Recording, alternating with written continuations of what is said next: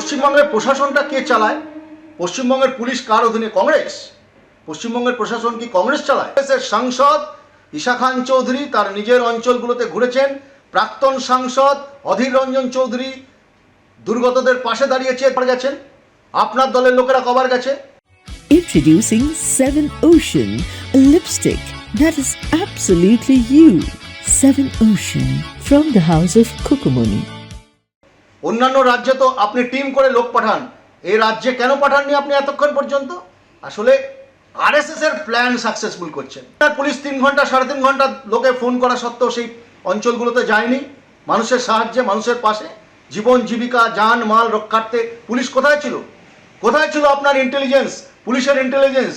প্রশাসনের ব্যর্থ পরিচালিকা হয়ে আপনি এখন কংগ্রেসের ঘাড়ে দোষ চাপাচ্ছেন। মুর্শিদাবাদে হিংসার ঘটনায় কংগ্রেসকে কাঠগড়ায় তুলেছেন মুখ্যমন্ত্রী। তিনি বলছেন, যেখানে গন্ডগোল সেখানে কংগ্রেস জিতেছে, ওদের পরিস্থিতি শান্ত করা উচিত ছিল। তৃণমূল কংগ্রেস যদি এর পেছনে থাকতো তাহলে আমাদের বিধায়কের বাড়ি, পার্টি অফিসে ভাঙচুর হতো না। উস্কানিমূলক কোনো কথা এখানে বলতে আসেনি, আমরা শান্তি চাই, বলছেন মমতা বন্দ্যোপাধ্যায়। কিছু অশান্তি হয়েছে,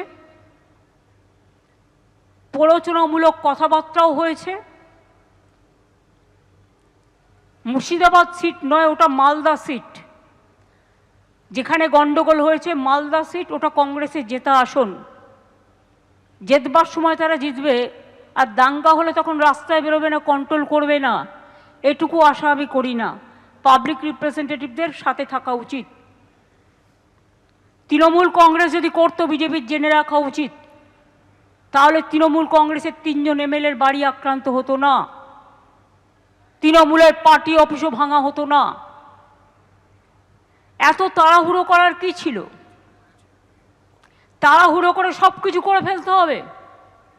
আপনি কি একসাথে ব্রেকফাস্ট, লাঞ্চ, ডিনার সব একসাথে খেতে পারেন? তাহলে টাইমটা কেন ভাগাভাগি করা আছে? আমি উস্কানিমূলক বক্তৃতা দিতে এখানে আসিনি, কারণ আমি শান্তি চাই। আজকে আমার কথা শান্তির পক্ষে সর্বধর্মর কাছে।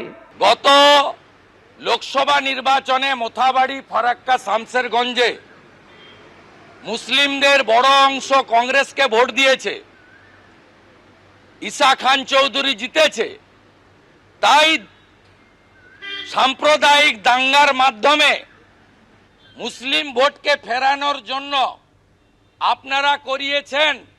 আপনি আজকে সত্য স্বীকার করেছেন। এখানে নেতাজি ইন্ডোরের বৈঠকে অমিত শাহকে আক্রমণ শানালেন মমতা বন্দ্যোপাধ্যায়। তিনি বলছেন, কেন্দ্রীয় স্বরাষ্ট্রমন্ত্রীর দিকে দেখুন প্রধানমন্ত্রী, উনি এজেন্সিদের দিয়ে কি করছেন।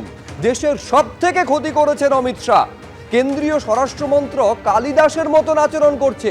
মোদিজি চলে গেলে আপনাকে তো হামাগুড়ি দিতে হবে। মোদিজিকে অনুরোধ করব, দয়া করে ওকে কন্ট্রোল করুন। অমিত শাহকে এই বলে আক্রমণ শানিয়েছেন রাজ্যের মুখ্যমন্ত্রী।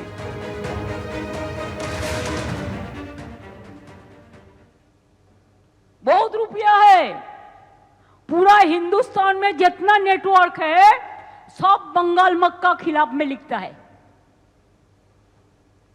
जितना भी आईटी सेक्टर है उसका, वो सब अमित शाह का कंपनी ज्यादा है। ये आप लोग को ध्यान होना चाहिए, उसका इसका साथ बराबर संपर्क है। मैं पहले कभी नाम नहीं लिया उनका, लेकिन अगर होम मिनिस्ट्री खुद কালিদাসের মতো যে গাছে বসে আছে সেই গাছের ডাল যদি ভাঙে, তাহলে তো বলতে হবেই ভাই, কিচ্ছু করার নেই। इतना जल्दीबाजी आपका क्यों है? आप तो प्राइम मिनिस्टर कभी नहीं बनेंगे। मोदी जी चला जाने के बाद आप क्या करेंगे? आपको तो আপনাকে তো হামাগুড়ি দিতে হবে। সবচেয়ে দেশের ক্ষতি করেছেন আপনি। মোদিজিকে আমি রিকোয়েস্ট করব, দয়া করে লোকটাকে কন্ট্রোল করুন। সমস্ত এজেন্সিকে দিয়ে দিয়েছেন ওনার হাতে, আর উনি সমস্ত প্ল্যান তৈরি করছেন। এন্ড মুর্শিদাবাদ জেলা হলেও সিটটা কিন্তু মালদার মধ্যে পড়ে, এবং it's a pre planned communal riots if I say so, কারণ আমিও পাবলিকের কাছ থেকে অনেক ইনফরমেশন পাচ্ছি।